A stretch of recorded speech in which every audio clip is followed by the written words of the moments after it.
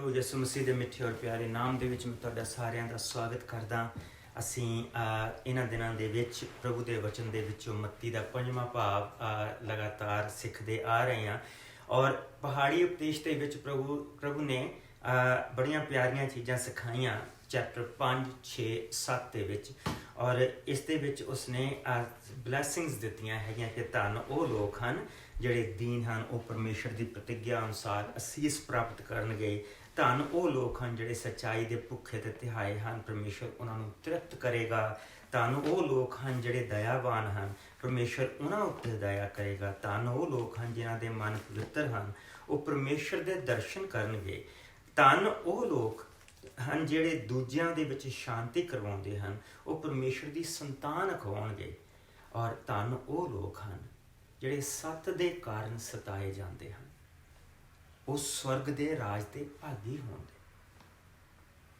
ਧਨ ਤੁਸੀਂ ਹੋ ਜਦੋਂ ਮੇਰੇ ਚੇਲੇ ਹੋਣ ਦੇ ਕਾਰਨ ਤੁਹਾਨੂੰ ਬੇਪਤ ਕਰਨ, ਤੁਹਾਨੂੰ ਦੁੱਖ ਦੇਣ, ਤੁਹਾਡੇ ਵਿਰੁੱਧ ਤਰ੍ਹਾਂ ਦੀਆਂ ਗੱਲਾਂ, ਤਰ੍ਹਾਂ ਦੀਆਂ ਬੁਰੀਆਂ ਅਤੇ ਝੂਠੀਆਂ ਗੱਲਾਂ ਕਹਿਣ। ਆਨੰਦਿਤ ਹੋਵੋ ਅਤੇ ਖੁਸ਼ੀ ਮਨਾਓ, ਕਿਉਂਕਿ ਸਵਰਗ ਦੇ ਵਿੱਚ ਤੁਹਾਡੇ ਲਈ ਬਹੁਤ ਵੱਡਾ ਇਨਾਮ ਹੈ। ਇਸੇ ਤਰ੍ਹਾਂ ਉਹਨਾਂ ਨੇ ਤੁਹਾਡੇ ਤੋਂ ਪਹਿਲਾਂ ਨਬੀਆਂ ਨੂੰ ਸਤਾਇਆ ਸੀ। ਜਿਸ ਵੇਲੇ ਅਸੀਂ ਪ੍ਰਭੂ ਦੇ ਵਚਨ ਦੇ ਵਿੱਚ ਦੇਖਦੇ ਪਏ ਹਾਂ ਕਿ ਇਹ ਪ੍ਰਭੂ ਨੇ ਇਹ ਸਾਨੂੰ ਬਰਕਤਾਂ ਦਿੱਤੀਆਂ। ਪ੍ਰਭੂ ਨੇ ਸਾਡੇ ਨਾਲ ਜਿਸ ਵੇਲੇ ਨਵਾਂ ਨੇਮ ਬੰਨ੍ਹਿਆ ਤੇ ਇਸ ਨੇਮ ਦੇ ਨਾਲ ਪ੍ਰਭੂ ਨੇ ਸਾਨੂੰ ਇਹ ਸਾਰੀਆਂ ਬਰਕਤਾਂ ਦਿੱਤੀਆਂ।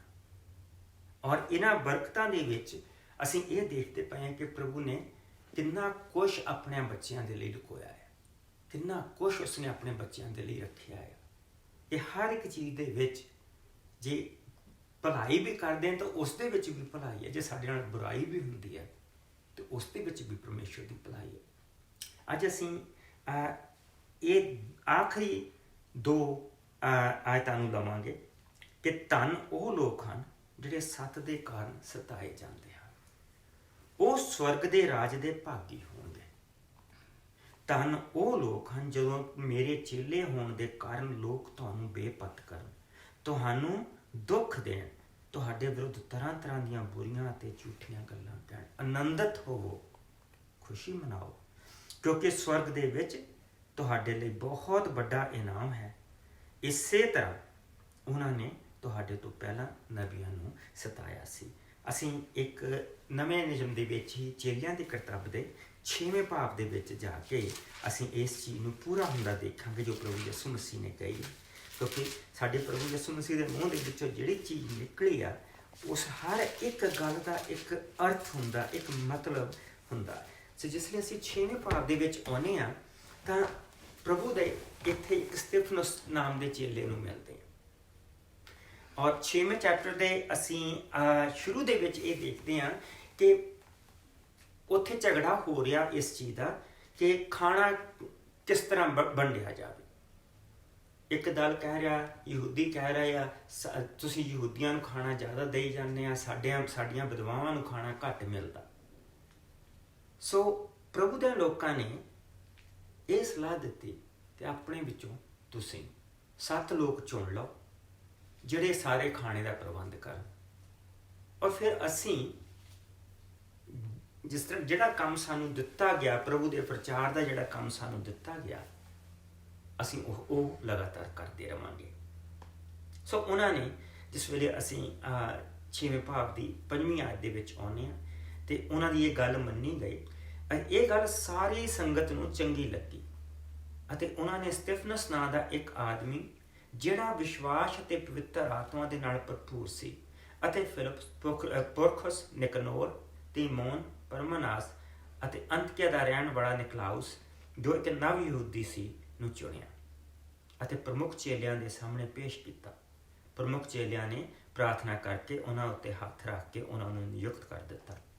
ਇਸ ਤਰ੍ਹਾਂ ਪਰਮੇਸ਼ਰ ਦਾ ਵਚਨ ਫੈਲਦਾ ਰਿਹਾ। ਚੇਲਿਆਂ ਦੀ ਗਿਣਤੀ ਯਰੂਸ਼ਲਮ ਦੇ ਵਿੱਚ ਵੱਧਦੀ ਗਈ ਅਤੇ ਬਹੁਤ ਸਾਰੇ ਪ੍ਰੋਤਾਂ ਨੇ ਵੀ ਇਸ ਵਿਸ਼ਵਾਸ ਨੂੰ ਸਵੀਕਾਰ ਕੀਤਾ। ਲੇਕਿਨ ਜਿਸ ਵੇਲੇ ਅਸੀਂ ਅੱਗੇ ਆਉਂਦੇ ਹਾਂ ਤੇ ਅਸੀਂ ਦੇਖਦੇ ਹਾਂ ਕਿ ਅਸੀਂ ਜਿਹੜੀ ਚੀਜ਼ ਦੇਖਾਂਗੇ ਉਹ ਹੀ ਦੇਖਾਂਗੇ। ਚੇਲਿਆਂ ਨੇ ਤਾਂ ਉਸਨੂੰ ਰੋਟੀ ਵਰਤਾਉਣ ਦੇ ਲਈ ਚੁਣਿਆ, ਪਰ ਪ੍ਰਭੂ ਨੇ ਉਸ ਬੰਦੇ ਨੂੰ ਕਿਸੇ ਹੋਰ ਚੀਜ਼ ਦੇ ਲਈ ਚੁਣਿਆ। ਪ੍ਰਭੂ ਨੇ ਉਸ ਨੂੰ ਚੁਣਿਆ ਆਪਣੇ ਵਚਨ ਦੇ ਲਈ। ਔਰ ਜਿਸ ਲਈ ਅਸੀਂ ਪ੍ਰਭੂ ਦੇ ਵਚਨ 'ਚ ਦੇਖਦੇ ਹਾਂ ਤੇ ਇਸ ਤਰ੍ਹਾਂ ਲਿਖਿਆ, ਸਤਿਫਨਸ ਪਰਮੇਸ਼ਵਰ ਦੀ ਕਿਰਪਾ ਅਤੇ ਸ਼ਕਤੀ ਦੇ ਨਾਲ ਭਰਪੂਰ ਹੋ ਕੇ ਲੋਕਾਂ ਵਿੱਚ ਵੱਡੇ ਵੱਡੇ ਚਮਤਕਾਰ ਅਤੇ ਵਿਚਿੱਤਰ ਕੰਮ ਕਰਦਾ ਸੀ। ਸੋ ਪ੍ਰਭੂ ਨੇ ਉਸ ਨੂੰ ਗਿਫਟ ਵੀ ਦਿੱਤਾ, ਉਹਦੇ ਹੱਥਾਂ ਦੇ ਵਿੱਚ ਗਿਫਟ ਦਿੱਤਾ ਹੈ, ਜਿਸ ਦੇ ਨਾਲ ਉਹ ਇਕੱਲਾ ਲੋਕਾਂ ਨੂੰ ਰੋਟੀ ਨਹੀਂ ਖਿਲਾਉਂਦਾ ਪਿਆ। ਉਸ ਦੇ ਨਾਲ ਉਹ ਲੋਕਾਂ ਨੂੰ ਜਿਹੜੇ ਬਿਮਾਰ ਆਉਂਦੇ ਆ, ਜਿਹੜੇ ਵਿਚਾਰੇ ਦੁਖੀ ਆਉਂਦੇ ਆ, ਉਹਨਾਂ ਦੇ ਨਾਲ ਵੀ ਉਹ ਕੰਮ ਕਰਦਾ ਪਿਆ। ਔਰ ਬਚਨ ਦੇ ਵਿੱਚ ਲਿਖਿਆ ਕਿ ਇਸ ਤਰ੍ਹਾਂ ਕੁਝ ਲੋਕ ਸੁਤੰਤਰ ਮਨੁੱਖ ਦੇ ਨਾਂ ਦੇ ਪ੍ਰਾਰਥਨਾ ਘਰ ਦੇ ਮੈਂਬਰ ਸਨ ਅਤੇ ਕੁਝ ਕੁਰੇਨੀਆਂ ਦੇ ਸਿਕੰਦਰੀਆ ਦੇ ਰਹਿਣ ਵਾਲੇ ਸਨ ਅਤੇ ਕੁਝ ਦੂਜੇ ਕਿਲਕੀਆ ਦੇ ਔਰ ਅਸਿਆ ਦੇ ਲੋਕ ਉੱਠ ਕੇ ਸਤਿਫਨਸ ਦੇ ਨਾਲ ਬਹਿਸ ਕਰਨ ਲੱਗੇ। ਸੋ ਜੇਰੂਸਲਮ ਦੇ ਵਿੱਚ ਇਹ ਸਕੂਲ ਆ, ਬੇਸਿਕਲੀ ਕਾਲਜ ਆ ਉਹਨਾਂ ਦਾ, ਜਿੱਥੇ ਉਹ ਪੁਰੋਹਿਤ ਤਿਆਰ ਕਰਦੇ ਆ ਜੂਡੀਆ ਧਰਮ ਦੇ। ਸੋ ਇਹ ਜਿਹੜੇ ਲੋਕ ਆ, ਇਹ ਜਗ੍ਹਾ ਜਗ੍ਹਾ ਤੋਂ ਆਏ ਹੋ ਆ, ਇਹ ਉੱਥੇ ਪੜ੍ਹਦੇ ਪਏ ਆ। ਇਹਨਾਂ ਨੇ ਆ ਕੇ ਸਤਿਫਨਸ ਦੇ ਨਾਲ ਬਹਿਸ ਕਰਨੀ ਸ਼ੁਰੂ ਕਰ ਦਿੱਤੀ। ਪਰ 10ਵੀਂ ਆਇਤ 'ਚ ਲਿਖਿਆ ਕਿ ਪਰ ਉਹ ਉਸ ਬੁੱਧੀ ਅਤੇ ਪਵਿੱਤਰ ਆਤਮਾ ਦਾ ਜਿਸ ਦੇ ਦੁਆਰਾ ਸਤਿਫਨਸ ਬੋਲ ਰਿਹਾ ਸੀ ਮੁਕਾਬਲਾ ਨਾ ਕਰ ਸਕੇ। ਸੋ ਉਹਨਾਂ ਨੇ ਆਪਣਾ ਪੂਰਾ ਜ਼ੋਰ ਲਾਇਆ ਇਹ ਦਿਖਾਉਣ ਦੇ ਲਈ ਕਿ ਪ੍ਰਭੂ ਯਿਸੂ ਮਸੀਹ ਜਿਹੜੇ ਆਏ ਆ ਉਹ ਇੱਕ ਝੂਠਾ ਨਬੀ ਸੀਗਾ। ਯਿਸੂ ਮਸੀਹ ਜੀ ਨਹੀਂ ਉੱਠਿਆ, ਤੁਸੀਂ ਲੋਕਾਂ ਨੇ ਉਹਦੀ ਲੋਥ ਚੋਰੀ ਕਰ ਲਈ ਔਰ ਸਾਨੂੰ ਆ ਕੇ ਦੱਸਿਆ ਗਿਆ ਇਹ ਕਿ ਤੁਸੀਂ ਰਾਤ ਨੂੰ ਆਏ ਤੇ ਉਹਦੀ ਲੋਥ ਨੂੰ ਚੋਰੀ ਕਰਕੇ ਲੈ ਗਏ। ਸੋ ਉਹ ਵੱਖ-ਵੱਖ ਤਰੀਕੇ ਦੇ ਨਾਲ ਉਸ ਦੇ ਨਾਲ ਬਹਿਸ ਕਰਨ ਲੱਗੇ, ਪਰ ਉਹ ਜਿੱਤ ਨਹੀਂ ਸਕੇ। ਕਿਉਂ? ਕਿਉਂਕਿ ਅਸੀਂ ਇਹ ਦੇਖਦੇ ਹਾਂ ਕਿ ਉਸ ਦੇ ਉੱਤੇ ਪਵਿੱਤਰ ਆਤਮਾ ਦੀ ਹਜ਼ੂਰੀ ਹੈ। ਉਹ ਜੋ ਕੁਛ ਬੋਲਦਾ ਪਿਆ ਪ੍ਰਭੂ ਦੇ ਆਤਮਾ ਦੀ ਬੁੱਧ ਦੇ ਨਾਲ ਬੋਲਦਾ ਪਿਆ। ਜਿਸ ਵੇਲੇ ਉਹਨੇ ਦੇਖ ਲਿਆ ਕਿ ਹੁਣ ਜਿੱਤ ਨਹੀਂ ਸਕਦੇ, ਤੇ 11ਵੀਂ ਆਇਤ ਦੇ ਵਿੱਚ ਦੇਖੋ ਕੀ ਲਿਖਿਆ, ਫਿਰ ਉਹਨਾਂ ਨੇ ਕੁਝ ਆਦਮੀਆਂ ਨੂੰ ਭੜਕਾਇਆ ਜਿਹੜੇ ਕਹਿਣ ਲੱਗੇ, ਅਸੀਂ ਇਸ ਨੂੰ ਪਰਮੇਸ਼ਵਰ ਅਤੇ ਮੂਸਾ ਦੀ ਨਿੰਦਾ ਦੇ ਵਿੱਚ ਸ਼ਬਦ ਕਹਿੰਦੇ ਸੁਣਿਆ ਹੈ। ਇਸ ਤਰ੍ਹਾਂ ਉਹਨਾਂ ਨੇ ਲੋਕਾਂ, ਬਜ਼ੁਰਗਾਂ ਅਤੇ ਧਰਮ ਗ੍ਰੰਥੀਆਂ ਨੂੰ ਭੜਕਾਇਆ। ਉਹ ਸਤਿਫਨਸ ਦੇ ਕੋਲ ਆਏ ਅਤੇ ਉਸ ਨੂੰ ਫੜ ਕੇ ਸਭਾ ਦੇ ਵਿੱਚ ਲੈ ਗਏ। ਉੱਥੇ ਉਹਨਾਂ ਨੇ ਕੁਝ ਝੂਠੇ ਗਵਾਹ ਖੜੇ ਕੀਤੇ ਜਿਨ੍ਹਾਂ ਨੇ ਕਿਹਾ ਇਹ ਆਦਮੀ ਲਗਾਤਾਰ ਇਸ ਪਵਿੱਤਰ ਸਥਾਨ ਅਤੇ ਵਿਵਸਥਾ ਦੇ ਵਿਰੁੱਧ ਬੋਲਦਾ ਹੈ। ਇਸ ਪਵਿੱਤਰ ਸਥਾਨ ਔਰ ਵਿਵਸਥਾ ਦੇ ਵਿਰੁੱਧ ਬੋਲਦਾ ਹੈ। ਸੋ ਉਸ ਤੋਂ ਜ਼ਿਆਦਾ ਕੁਛ ਨਹੀਂ ਬੋਲਦਾ ਪਿਆ ਜੋ ਪ੍ਰਭੂ ਯਿਸੂ ਮਸੀਹ ਨੇ ਕਿਹਾ ਸੀ। ਪ੍ਰਭੂ ਯਿਸੂ ਮਸੀਹ ਨੇ ਇਹ ਕਿਹਾ ਸੀ ਕਿ ਇਸ ਦੀ ਇੱਟ ਦੇ ਉੱਤੇ ਇੱਟ ਨਹੀਂ ਰਹੇਗੀ, ਇਸ ਮੰਦਰ ਦਾ ਕੰਮ ਪੂਰਾ ਹੋ ਗਿਆ ਹੈ। ਇਸ ਮੰਦਰ ਨੇ ਜਿਹੜਾ ਕੰਮ ਕਰਨਾ ਸੀ ਉਹ ਮੇਰੇ ਆਏ ਤੇ ਮੈਂ ਆਉਣਾ ਸੀ, ਇਸ ਦੇ ਵਿੱਚ ਮੈਂ ਪ੍ਰਚਾਰ ਕਰਨਾ ਸੀ ਔਰ ਤੁਹਾਨੂੰ ਦੱਸਣਾ ਸੀ ਕਿ ਮੈਂ ਆ ਗਿਆ। ਇਸ ਮੰਦਰ ਦਾ ਜਿਹੜਾ ਕੰਮ ਆ, ਦੂਸਰੇ ਮੰਦਰ ਦਾ ਕੰਮ ਪੂਰਾ ਹੋ ਗਿਆ ਹੈ। ਇਸ ਦੀ ਇੱਟ ਦੇ ਉੱਤੇ ਇੱਟ ਨਹੀਂ ਰਹੇਗੀ। ਔਰ ਪ੍ਰਭੂ ਯਿਸੂ ਮਸੀਹ ਨੇ ਸਾਰੀ ਵਿਵਸਥਾ ਨੂੰ ਆਪਣੇ ਵਿੱਚ ਪੂਰਾ ਕੀਤਾ। ਔਰ ਹੁਣ ਯਿਸੂ ਮਸੀਹ ਨੂੰ ਰਿਸੀਵ ਕਰਕੇ, ਉਸ ਦੀ ਦਇਆ ਨੂੰ ਲੈ ਕੇ, ਉਸ ਦੇ ਨਾਮ ਨੂੰ ਲੈ ਕੇ, ਉਸ ਦੇ ਲਹੂ ਦੇ ਵਿੱਚ ਆਪਣੇ ਆਪ ਨੂੰ ਛੁਪਾ ਕੇ ਮੁਕਤੀ ਹੈ, ਵਿਵਸਥਾ ਦੇ ਵਿੱਚ ਮੁਕਤੀ ਨਹੀਂ। ਸੋ ਉਹ ਇਹਨਾਂ ਚੀਜ਼ਾਂ ਦਾ ਪ੍ਰਚਾਰ ਕਰਦਾ ਪਿਆ। ਲੇਕਿਨ ਤੁਸੀਂ ਦੇਖੋ ਕਿ ਭੜਕਾਉਣ ਵਾਲੇ, ਸਤਾਉਣ ਵਾਲੇ ਝੂਠੇ ਗਵਾਹ, ਪ੍ਰਭੂ ਯਿਸੂ ਮਸੀਹ ਨੇ ਕਿਹਾ ਸੀ ਧੰਨ ਹੋ ਤੁਸੀਂ ਜਿਸ ਵੇਲੇ ਉਹ ਤੁਹਾਡੇ ਖਿਲਾਫ ਝੂਠੀਆਂ ਗੱਲਾਂ ਕਰਨ। ਸੋ ਬਿਲਕੁਲ ਅਸੀਂ ਦੇਖਦੇ ਪਏ ਹੋ ਰਿਹਾ। ਅਸੀਂ ਇਸ ਨੂੰ ਇਹ ਵੀ ਕਹਿੰਦੇ ਸੁਣਿਆ ਹੈ ਕਿ ਨਾਸਰਤ ਨਿਵਾਸੀ ਯਿਸੂ ਇਸ ਥਾਂ ਨੂੰ ਨਾਸ਼ ਕਰ ਦੇਵੇਗਾ ਅਤੇ ਮੂਸਾ ਦੇ ਦੁਆਰਾ ਦਿੱਤੀਆਂ ਰਵਾਇਤਾਂ ਨੂੰ ਬਦਲ ਦੇਵੇਗਾ। ਸਭਾ ਵਿੱਚ ਸਾਰੇ ਬੈਠੇ ਹੋਏ ਲੋਕ ਸਤਿਫਨਸ ਦੇ ਵੱਲ ਬੜੀ ਨੀਝ ਲਾ ਕੇ ਦੇਖ ਰਹੇ ਸਨ। ਉਹਨਾਂ ਨੂੰ ਉਸ ਵੇਲੇ ਉਸ ਦਾ ਚਿਹਰਾ ਸਵਰਗਦੂਤ ਦੇ ਚਿਹਰੇ ਦੇ ਵਰਗਾ ਵਿਖਾਈ ਦੇ ਰਿਹਾ ਸੀ। ਪਵਿੱਤਰ ਆਤਮਾ ਦੀ ਭਰਪੂਰੀ ਉਸ ਦੇ ਉੱਤੇ ਆ। ਸਾਰੀਆਂ ਗੱਲਾਂ ਉਹਨਾਂ ਨੇ ਇਹ ਉਸ 'ਤੇ ਦੋਸ਼ ਲਾਏ ਆ। ਔਰ ਸਾਰੀ ਸੈਨਹੇਡਰਨ ਯਾਨੀ ਕਿ 72 ਬਜ਼ੁਰਗ ਉੱਥੇ ਬੈਠੇ ਹੋ ਆ ਔਰ ਉਹ ਦੇਖ ਰਹੇ ਕਿ ਸਤਿਫਨਸ ਉਹਨਾਂ ਦਾ ਕੀ ਉੱਤਰ ਦੇਗਾ। ਔਰ ਸਾਨੂੰ ਪ੍ਰਭੂ ਦਾ ਵਚਨ ਦੱਸਦਾ ਕਿ ਉਹ ਪਵਿੱਤਰ ਆਤਮਾ ਦੇ ਨਾਲ ਔਰ ਪ੍ਰਭੂ ਦੀ ਬੁੱਧੀ ਦੇ ਨਾਲ ਭਰਪੂਰ ਸੀ। ਔਰ ਜਿਸ ਵੇਲੇ ਉਸਨੇ ਸ਼ੁਰੂ ਕੀਤਾ, ਬੋਲਣਾ ਸ਼ੁਰੂ ਕੀਤਾ, ਮਹਾਪੁਰੋਹਿਤਾਂ ਨੇ ਉਸ ਤੋਂ ਪੁੱਛਿਆ ਕਿ ਇਹ ਸਭ ਸੱਚ ਹੈ? ਸਤਿਫਨੁਸ ਨੇ ਕਿਹਾ, ਭਰਾਵੋ, ਬਜ਼ੁਰਗੋ, ਸੁਣੋ। ਤੇਜਮਾਨ ਪਰਮੇਸ਼ਵਰ ਨੇ ਸਾਡੇ ਪੁਰਖੇ ਅਬਰਾਹਮ ਨੂੰ ਦਰਸ਼ਨ ਦਿੱਤਾ। ਉਹ ਉਸ ਸਮੇਂ ਹਰਾਨ ਦੇ ਵਿੱਚ ਵਸਣ ਤੋਂ ਪਹਿਲਾਂ ਮੈਸੋਪੋਟੇਮੀਆ ਦੇ ਵਿੱਚ ਰਹਿ ਰਹੇ ਸਨ। ਪਰਮੇਸ਼ਵਰ ਨੇ ਉਸ ਨੂੰ ਕਿਹਾ ਕਿ ਤੂੰ ਆਪਣੇ ਦੇਸ਼, ਸਾਕ ਸੰਬੰਧੀਆਂ ਦੇ ਵਿੱਚੋਂ ਨਿਕਲ ਕੇ ਉਸ ਦੇਸ਼ ਵਿੱਚ ਜਾ ਜਿਹੜਾ ਮੈਂ ਤੈਨੂੰ ਦਿਖਾਵਾਂਗਾ। ਫਿਰ ਉਹ ਕਸਦੀਆਂ ਦੇ ਦੇਸ਼ ਦੇ ਵਿੱਚੋਂ ਨਿਕਲ ਕੇ ਹਰਾਨ ਦੇ ਵਿੱਚ ਜਾ ਬਸਿਆ। ਅਬਰਾਹਮ ਦੇ ਪਿਤਾ ਦੀ ਮੌਤ ਦੇ ਪਿੱਛੋਂ ਪਰਮੇਸ਼ਵਰ ਨੂੰ ਉਸ ਨੂੰ ਇੱਥੇ ਲੈ ਆਇਆ ਜਿੱਥੇ ਹੁਣ ਤੁਸੀਂ ਰਹਿ ਰਹੇ ਹੋ। ਇੱਥੇ ਪਰਮੇਸ਼ਵਰ ਨੇ ਉਸ ਨੂੰ ਕੁਝ ਆਪਣੇ ਲਈ ਨਾ ਦਿੱਤਾ, ਇੱਥੋਂ ਤੱਕ ਕਿ ਪੈਰ ਰੱਖਣ ਦੇ ਲਈ ਥਾਂ ਵੀ ਨਾ ਦਿੱਤੀ। ਪਰ ਪਰਮੇਸ਼ਵਰ ਨੇ ਉਸ ਨਾਲ ਪ੍ਰਤਿੱਗਿਆ ਕੀਤੀ, ਮੈਂ ਇਹ ਦੇਸ਼ ਤੈਨੂੰ ਦੇਵਾਂਗਾ, ਤੇਰੇ ਪਿੱਛੋਂ ਤੇਰੇ ਵੰਸ਼ ਦਾ ਅਧਿਕਾਰ ਦੇ ਵਿੱਚ ਕਰ ਦੇਵਾਂਗਾ। ਬੇਸ਼ੱਕ ਉਸ ਸਮੇਂ ਅਬਰਾਹਮ ਦੀ ਕੋਈ ਸੰਤਾਨ ਨਹੀਂ ਸੀ। ਪਰਮੇਸ਼ਵਰ ਨੇ ਉਸ ਨੂੰ ਕਿਹਾ, ਤੇਰੀ ਸੰਤਾਨ ਪਰਾਏ ਦੇਸ਼ ਦੇ ਵਿੱਚੋਂ ਪ੍ਰਵਾਸ ਕਰੇਗੀ। ਉੱਥੋਂ ਦੇ ਲੋਕੀ ਉਹਨਾਂ ਨੂੰ ਦਾਸਤਾ ਵਿੱਚ ਰੱਖਣਗੇ ਅਤੇ 400 ਸਾਲ ਤੱਕ ਉਹਨਾਂ ਤੇ ਅਤਿਆਚਾਰ ਕਰਨਗੇ। ਫਿਰ ਪਰਮੇਸ਼ਵਰ ਨੇ ਕਿਹਾ, ਜਿਸ ਕੌਮ ਦੇ ਉਹ ਦਾਸ ਹੋਣਗੇ ਮੈਂ ਉਸ ਕੌਮ ਨੂੰ ਦੰਡ ਦੇਵਾਂਗਾ। ਇਸ ਦੇ ਪਿੱਛੋਂ ਉਹ ਬਾਹਰ ਨਿਕਲ ਕੇ ਆਉਣਗੇ ਅਤੇ ਇਸ ਥਾਂ ਤੇ ਮੇਰੀ ਉਪਾਸਨਾ ਕਰਨਗੇ। ਪਰਮੇਸ਼ਵਰ ਨੇ ਉਸ ਨਾਲ ਨੇਮ ਵੀ ਪੰਨਿਆ ਜੋ ਸੁੰਨਤ ਦੀ ਪ੍ਰਥਾ ਦੁਆਰਾ ਮੋਹਰ ਕੀਤਾ ਗਿਆ। ਇਸੇ ਹਾਲਤ ਵਿੱਚ ਅਬਰਾਹਮ ਤੋਂ ਇਸਹਾਕ ਪੈਦਾ ਹੋਇਆ ਅਤੇ ਉਸ ਦੀ ਸੁੰਨਤ 8ਵੇਂ ਦਿਨ ਕੀਤੀ ਗਈ। ਇਸੇ ਤਰ੍ਹਾਂ ਇਸਹਾਕ ਤੋਂ ਯਾਕੂਬ ਅਤੇ ਯਾਕੂਬ ਤੋਂ ਕੁਲ ਪ੍ਰਮੁਖੀ ਪੈਦਾ ਹੋਏ। ਸਾਡੇ ਪੁਰਖਿਆਂ ਨੇ ਈਰਖਾ ਦੇ ਵਿੱਚ ਆ ਕੇ ਯੂਸਫ ਨੂੰ ਮਿਸਰ ਦੇ ਵਿੱਚ ਵੇਚ ਦਿੱਤਾ, ਪਰ ਪਰਮੇਸ਼ਵਰ ਉਸ ਦੇ ਨਾਲ ਸੀ। ਉਸਨੇ ਯੂਸਫ ਨੂੰ ਸਾਰੀਆਂ ਵਿਪਤਾਵਾਂ ਤੋਂ ਬਚਾਇਆ। ਪਰਮੇਸ਼ਵਰ ਨੇ ਉਸ ਨੂੰ ਮਿਸਰ ਰਾਜਾ ਫਿਰੌਨ ਦੇ ਸਾਹਮਣੇ ਕਿਰਪਾ ਅਤੇ ਬੁੱਧੀ ਦਿੱਤੀ ਅਤੇ ਫਿਰੌਨ ਨੇ ਉਸ ਨੂੰ ਸਾਰੇ ਮਿਸਰ ਅਤੇ ਆਪਣੇ ਘਰ ਦਾ ਅਧਿਕਾਰੀ ਨਿਯੁਕਤ ਕਰ ਦਿੱਤਾ। ਫਿਰ ਸਾਰੇ ਮਿਸਰ ਅਤੇ ਕਨਾਨ ਦੇ ਵਿੱਚ ਅਕਾਲ ਪੈ ਗਿਆ, ਜਿਸ ਕਾਰਨ ਵੱਡੀ ਵਿਪਤਾ ਆ ਗਈ। ਸਾਡੇ ਪੁਰਖਿਆਂ ਦੇ ਕੋਲ ਭੋਜਨ ਨਾ ਰਿਹਾ। ਪਰ ਯਾਕੂਬ ਨੇ ਸੁਣਿਆ ਕਿ ਮਿਸਰ ਦੇ ਵਿੱਚ ਅਨਾਜ ਹੈ, ਇਸ ਲਈ ਉਹ ਸਾਡੇ ਪੁਰਖਿਆਂ ਨੂੰ ਪਹਿਲੀ ਵਾਰ ਉੱਥੇ ਘੱਲਿਆ। ਦੂਜੀ ਯਾਤਰਾ ਸਮੇਂ ਯੂਸਫ ਆਪਣੇ ਭਰਾਵਾਂ ਤੇ ਪ੍ਰਗਟ ਹੋ ਗਿਆ ਅਤੇ ਫਿਰੌਨ ਨੂੰ ਵੀ ਯੂਸਫ ਦੇ ਕੁਲ ਦਾ ਪਤਾ ਲੱਗ ਗਿਆ। ਫਿਰ ਯੂਸਫ ਨੇ ਆਪਣੇ ਪਿਤਾ ਯਾਕੂਬ ਅਤੇ ਸਾਰੇ ਟੱਬਰ ਅਰਥਾਤ 75 ਲੋਕਾਂ ਨੂੰ ਸੱਦ ਲਿਆ। ਸੋ ਯਾਕੂਬ ਮਿਸਰ ਨੂੰ ਗਿਆ, ਉੱਥੇ ਹੀ ਮਰ ਗਿਆ। ਪਿੱਛੋਂ ਸਾਡੇ ਪੁਰਖੇ ਵੀ ਮਰ ਗਏ। ਉਹਨਾਂ ਦੇ ਸਰੀਰ ਸਿਕਮ ਵਿੱਚ ਲਿਆਂਦੇ ਗਏ ਅਤੇ ਉਸ ਕਬਰ ਦੇ ਵਿੱਚ ਰੱਖਿਆ ਗਿਆ ਜਿਸ ਨੂੰ ਅਬਰਾਹਮ ਨੇ ਧਨ ਦੇ ਨਾਲ ਸਿਕਮ ਦੇ ਨਿਵਾਸੀ ਹਮੋਰੋ ਦੀ ਸੰਤਾਨ ਤੋਂ ਖਰੀਦਿਆ ਸੀ। ਇਸ ਦੇ ਪਿੱਛੋਂ ਜਿਵੇਂ ਪਰਮੇਸ਼ਰ ਦੀ ਅਬਰਾਹਮ ਦੇ ਨਾਲ ਪ੍ਰਤਿੱਗਿਆ ਪੂਰੀ ਹੋਣ ਦਾ ਸਮਾਂ ਨੇੜੇ ਆਇਆ ਤਾਂ ਮਿਸਰ ਦੇ ਵਿੱਚ ਸਾਡੇ ਲੋਕਾਂ ਦੀ ਗਿਣਤੀ ਵੀ ਵੱਧਦੀ ਗਈ। ਅਖੀਰ ਮਿਸਰ ਵਿੱਚ ਇੱਕ ਇਹੋ ਜਿਹਾ ਰਾਜਾ ਰਾਜ ਕਰਨ ਲੱਗਾ ਜਿਹੜਾ ਯੂਸਫ ਨੂੰ ਨਹੀਂ ਜਾਣਦਾ ਸੀ। ਉਸਨੇ ਸਾਡੀ ਕੌਮ ਦੇ ਨਾਲ ਛਲ ਕੀਤਾ, ਸਾਡੇ ਪੁਰਖਿਆਂ ਦੇ ਉੱਤੇ ਅਤਿਆਚਾਰ ਕਰਕੇ ਉਹਨਾਂ ਨੂੰ ਬੇਬਸ ਕੀਤਾ ਅਤੇ ਉਹਨਾਂ ਦੇ ਨਵ ਜਨਮੇ ਬੱਚੇ ਸੁੱਟ ਦਿਆ ਕਰਨ ਕਿ ਉਹ ਜਿੰਦਾ ਨਾ ਰਹਿਣ। ਇਸੇ ਸਮੇਂ ਵਿੱਚ ਮੂਸਾ ਦਾ ਜਨਮ ਹੋਇਆ। ਉਹ ਪਰਮੇਸ਼ਰ ਦੇ ਸਾਹਮਣੇ ਇੱਕ ਸੁੰਦਰ ਬੱਚਾ ਸੀ। 3 ਮਹੀਨੇ ਤੱਕ ਉਸ ਦਾ ਪਾਲਣ ਪੋਸ਼ਣ ਆਪਣੇ ਪਿਤਾ ਦੇ ਘਰ ਦੇ ਵਿੱਚ ਹੀ ਹੋਇਆ।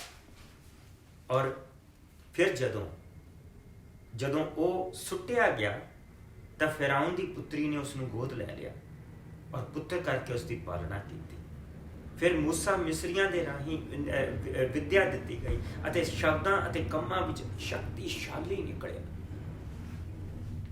ਜਦੋਂ ਮੂਸਾ 40 ਸਾਲਾਂ ਦਾ ਹੋਇਆ ਤਾਂ ਉਸ ਦਾ ਮਨ ਦੇ ਵਿੱਚ ਆਇਆ ਕਿ ਉਹ ਆਪਣੇ ਇਜ਼ਰਾਈਲੀ ਭਰਾਵਾਂ ਨੂੰ ਮਿਲੇ ਅਤੇ ਉਸਨੇ ਉਹਨਾਂ ਵਿੱਚੋਂ ਕਿਸੇ ਇੱਕ ਤੇ ਕਿਸੇ ਮਿਸਰੀ ਦੇ ਰਾਹੀਂ ਅਤਿਆਚਾਰ ਹੁੰਦਾ ਦੇਖਿਆ।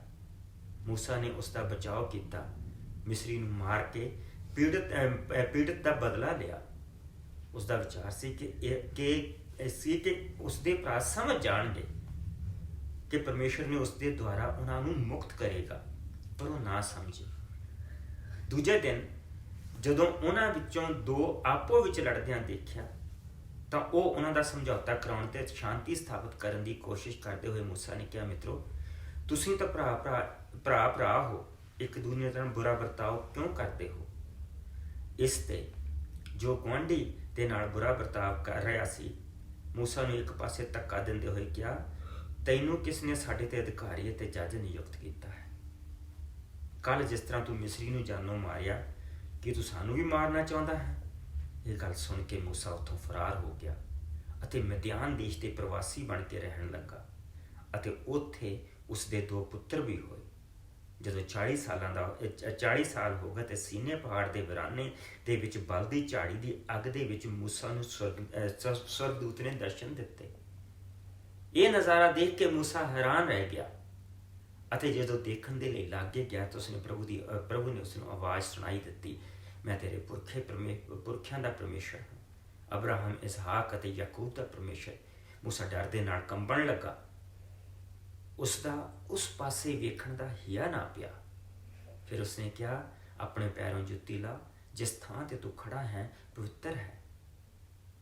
ਮੈਂ ਸੱਚਮੁੱਚ ਮਿਸਰ ਦੇਸ਼ ਵਿੱਚ ਆਪਣੇ ਲੋਕਾਂ ਦੀ ਭੈੜੀ ਹਾਲਤ ਦੇਖੀ ਹੈ। ਮੈਂ ਉਹਨਾਂ ਦਾ ਕੁਰਲਾਉਣਾ ਸੁਣਿਆ ਹੈ ਅਤੇ ਉਹਨਾਂ ਨੂੰ ਮੁਕਤੀ ਦੇਣ ਦੇ ਲਈ ਆਇਆ ਹਾਂ। ਹੁਣ ਆ, ਮੈਂ ਤੈਨੂੰ ਮਿਸਰ ਦੇਸ਼ ਦੇ ਵਿੱਚ ਘੱਲਾਂਗਾ। ਜਿਸ ਮੂਸਾ ਨੂੰ ਉਹਨਾਂ ਨੇ ਇਹ ਕਹਿ ਕੇ ਰੱਦ ਦਿੱਤਾ ਸੀ ਕਿ ਤੈਨੂੰ ਕਿਸ ਨੇ ਅਧਿਕਾਰੀ ਅਤੇ ਜੱਜ ਨਿਯੁਕਤ ਕੀਤਾ ਹੈ, ਉਸ ਨੂੰ ਪਰਮੇਸ਼ਵਰ ਨੇ ਉਸ ਸਵਰਗਦੂਤ ਦੁਆਰਾ ਜੋ ਝਾੜੀ ਦੇ ਵਿੱਚ ਦਿਖਾਈ ਦਿੱਤਾ ਅਧਿਕਾਰੀ ਅਤੇ ਮੁਕਤੀ ਦਾਤਾ ਬਣਾ ਕੇ ਘੱਲਿਆ।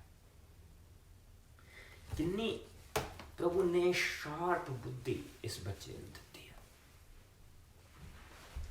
ਉਸ ਨੂੰ ਸਤਾਉਂਦੇ ਪਏ ਆ, ਇੱਥੇ ਝੂਠੇ ਇਲਜ਼ਾਮ ਲਾਉਂਦੇ ਪਏ ਆ ਔਰ ਇਹ ਕਹਿ ਰਹੇ ਆ ਕਿ ਇਹ ਕਹਿੰਦਾ ਪਿਆ ਕਿ ਵਿਵਸਥਾ ਹੁਣ ਬਦਲ ਦਿੱਤੀ ਜਾਏਗੀ।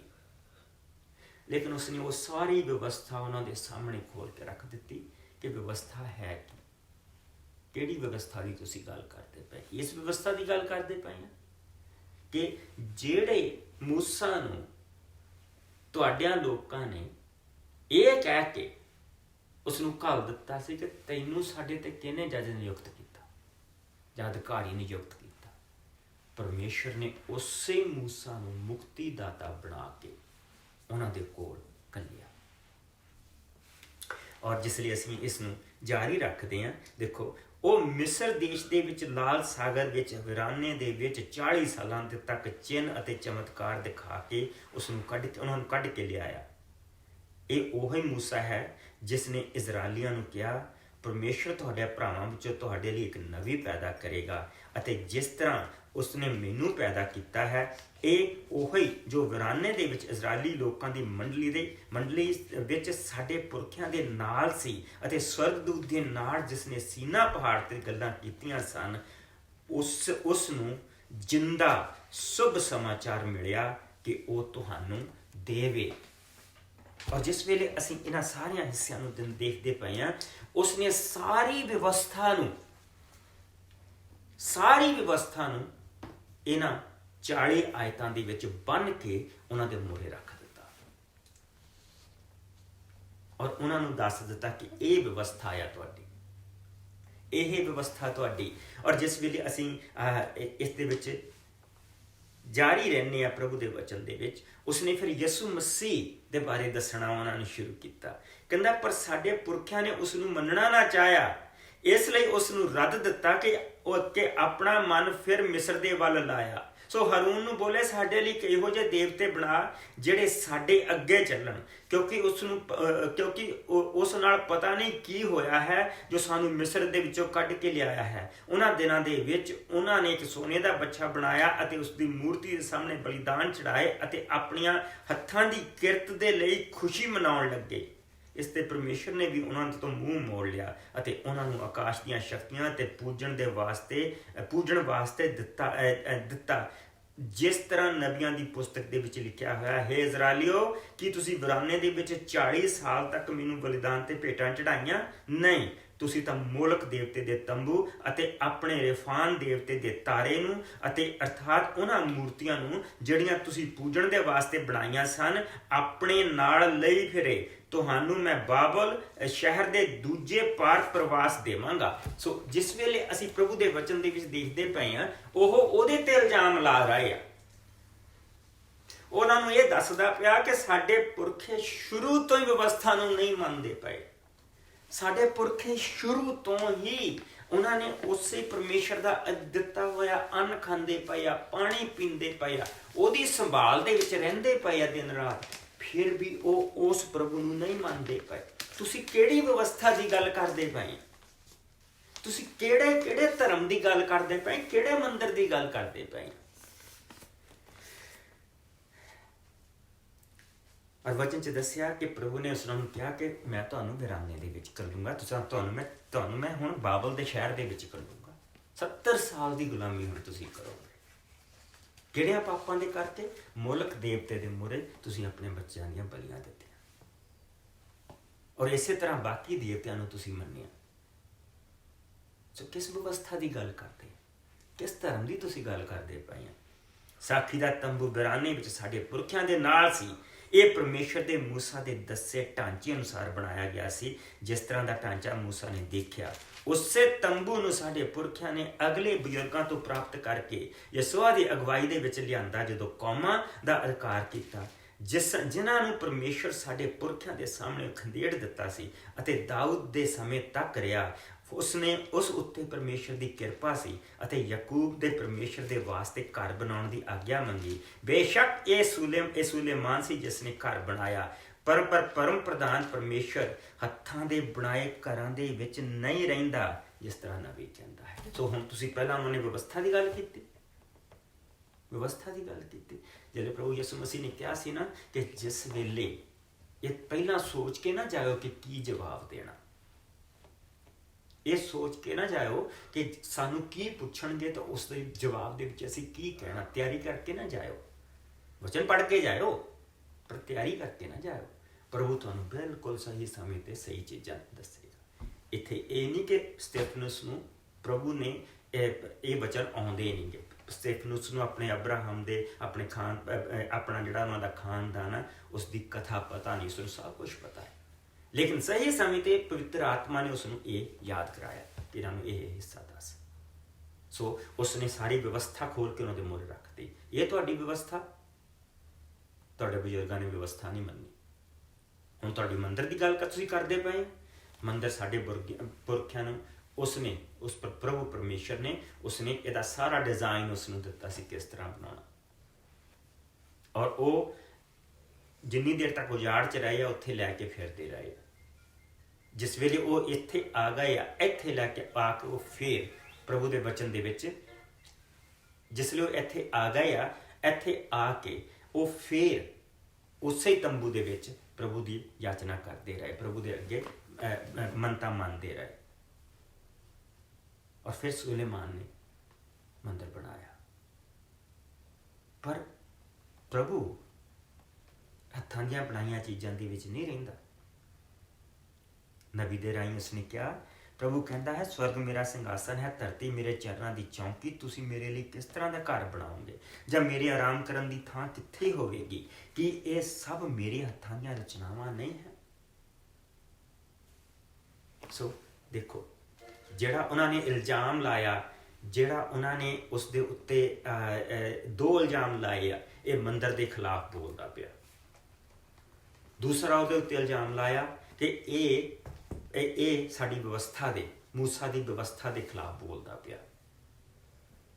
ਉਹ ਉਹਨਾਂ ਨੂੰ ਦੱਸਦਾ ਪਿਆ ਕਿ ਨਾ ਤੁਸੀਂ ਮੰਦਿਰ ਪਵਿੱਤਰ ਰੱਖਿਆ, ਨਾ ਤੁਸੀਂ ਵਿਵਸਥਾ ਪਵਿੱਤਰ ਰੱਖੀ।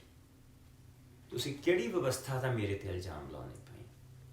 ਤੁਸੀਂ ਕਿਹੜੇ ਮੰਦਿਰ ਢਾਉਣ ਦਾ ਮੇਰੇ ਤੇ ਇਲਜ਼ਾਮ ਲਾਉਣੇ ਪਏ?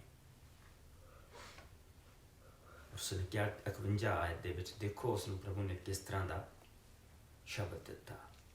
ਹੇ ਹਠ ਧਰਮੀਓ, ਅਰਥਾਤ ਮਨਾਂ ਅਤੇ ਕੰਨਾਂ ਦੇ ਅਧਰਮੀ ਲੋਕੋ, ਤੁਸੀਂ ਸਦਾ ਪਵਿੱਤਰ ਆਤਮਾ ਦਾ ਵਿਰੋਧ ਕੀਤਾ ਹੈ। ਸੋ ਜਿਸ ਤਰ੍ਹਾਂ ਦੇ ਤੁਹਾਡੇ ਪੁਰਖੇ ਸਨ, ਉਸੇ ਤਰ੍ਹਾਂ ਦੇ ਤੁਸੀਂ ਵੀ ਹੋ। ਕੀ ਕੋਈ ਇਹੋ ਜਿਹਾ ਨਬੀ ਹੈ ਜਿਸ ਨੂੰ ਤੁਹਾਡਿਆਂ ਪੁਰਖਿਆਂ ਨੇ ਨਹੀਂ ਸਤਾਇਆ?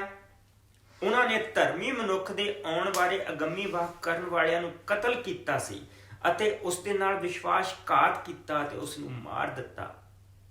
ਤੁਸੀਂ ਉਹੋ ਹੀ ਹੋ ਜਿਨ੍ਹਾਂ ਨੇ ਪਰਮੇਸ਼ਰ ਦੀ ਵਿਵਸਥਾ ਜਿਨ੍ਹਾਂ ਨੂੰ ਪਰਮੇਸ਼ਰ ਦੀ ਵਿਵਸਥਾ ਸਵਰਗਦੂਤਾਂ ਦੇ ਰਾਹੀਂ ਮਿਲੀ, ਪਰ ਤੁਸੀਂ ਉਸ ਦੀ ਪਾਲਣਾ ਨਾ ਕੀਤੀ।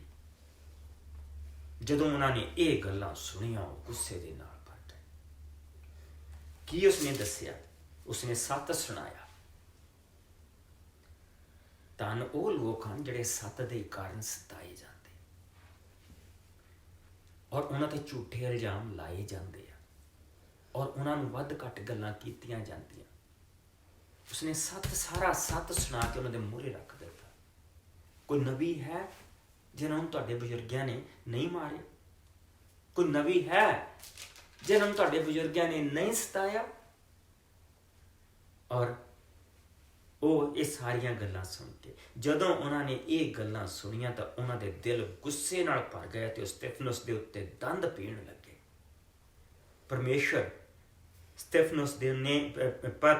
ਸਤਿਫਨਸ ਨੇ ਪਵਿੱਤਰ ਆਤਮਾ ਦੇ ਨਾਲ ਭਰੇ ਹੋਏ ਉੱਪਰ ਆਕਾਸ਼ ਦੇ ਵੱਲ ਤੱਕਿਆ ਅਤੇ ਪਰਮੇਸ਼ਰ ਦਾ ਪ੍ਰਤਾਪ ਦੇਖਿਆ, ਜਿਸ ਨੂੰ ਅਤੇ ਯਿਸੂ ਨੂੰ ਪਰਮੇਸ਼ਰ ਦੇ ਸੱਜੇ ਪਾਸੇ ਖੜਾ ਦੇਖਿਆ। ਕੀ ਪ੍ਰਭੂ ਨੇ ਕਿਹਾ ਸੀ ਕਿ ਧੰਨ ਕਿਹੜੇ ਲੋਕ ਆ? ਅਸੀਂ ਜਿਸ ਵੇਲੇ ਮੱਤੀ ਦੇ ਵਿੱਚ ਆ ਜਾਂਦੇ ਹਾਂ, ਮੱਤੀ ਦੇ 5ਵੇਂ ਭਾਵ ਦੇ ਵਿੱਚ ਜਿਸ ਲਈ ਅਸੀਂ ਆ ਜਾਂਦੇ ਹਾਂ, ਦੇਖੋ ਕਿ ਅਸੀਂ ਉਸਦੀ 10ਵੀਂ ਤੱਕ ਗਿਆ। ਧੰਨ ਉਹ ਲੋਕ ਹਨ ਜਿਹੜੇ ਸੱਤ ਦੇ ਕਾਰਨ ਸਤਾਏ ਜਾਂਦੇ ਹਨ, ਉਹ ਸਵਰਗ ਦੇ ਰਾਜ ਦੇ ਭਾਗੀ ਹੋਣਗੇ। ਔਰ ਇਸ ਤੋਂ ਪਹਿਲਾਂ ਅਸੀਂ ਕੀ ਦੇਖਿਆ? ਧੰਨ ਉਹ ਲੋਕ ਹਨ ਜਿਨ੍ਹਾਂ ਦੇ ਮਨ ਪਵਿੱਤਰ ਹਨ, ਉਹ ਪਰਮੇਸ਼ਰ ਦੇ ਦਰਸ਼ਨ ਕਰਨਗੇ। ਉਹ ਪਰਮੇਸ਼ਰ ਦੇ ਦਰਸ਼ਨ ਕਰਨਗੇ। ਇਹ ਲੋਕ ਦੰਦ ਪੀ ਰਹੇ ਆ, ਕਿਚਕਿਚੀਆਂ ਲੈ ਰਹੇ ਉਹਦੇ ਉੱਤੇ, ਔਰ ਉਹ ਕੀ ਦੇਖਦਾ ਪਿਆ? ਉਹ ਸਵਰਗ ਨੂੰ ਖੁੱਲਾ ਦੇਖਦਾ ਪਿਆ। ਉਹ ਪਰਮੇਸ਼ਰ ਦੇ ਦਰਸ਼ਨ ਕਰ ਰਿਹਾ ਸਤਿਫਨਸ, ਔਰ ਪ੍ਰਭੂ ਨੂੰ ਖੜਾ ਬੈਠਾ ਨਹੀਂ, ਸਿੰਘਾਸਨ ਦੇ ਅੱਗੇ, ਸਿੰਘਾਸਨ ਤੋਂ ਉੱਠ ਕੇ ਖੜਾ ਉਹ ਦੇਖਦਾ।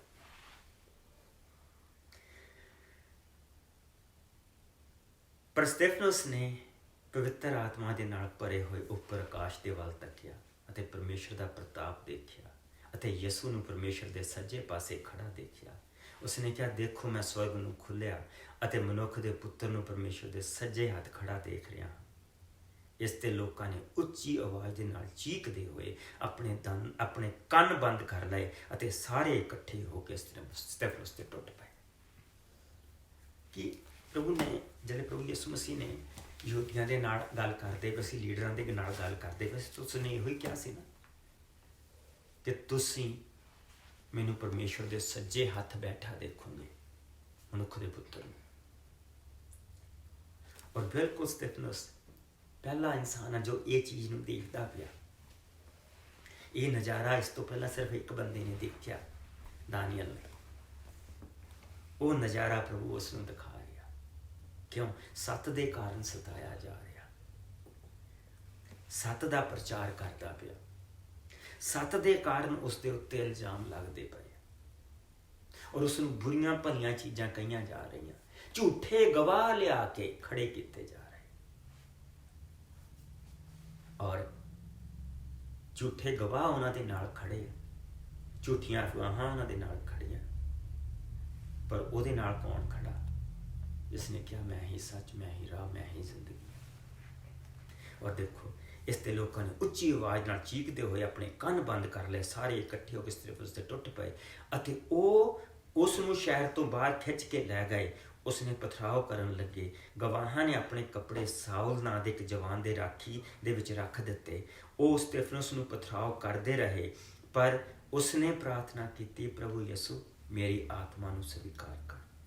ਫਿਰ ਅੰਤ ਦੇ ਵਿੱਚ ਉਸਨੇ ਗੋਡੇ ਟੇਕ ਕੇ ਉੱਚੀ ਆਵਾਜ਼ ਦੇ ਨਾਲ ਕਿਹਾ, ਪ੍ਰਭੂ ਜੀ ਇਹ ਪਾਪ ਇਹਨਾਂ ਦੇ ਉੱਤੇ ਨਾ ਲਾਉਣਾ। ਇਹ ਕਹਿ ਕੇ ਉਸਨੇ ਆਪਣਾ ਪ੍ਰਾਣ ਤਿਆਗ ਦਿੱਤਾ।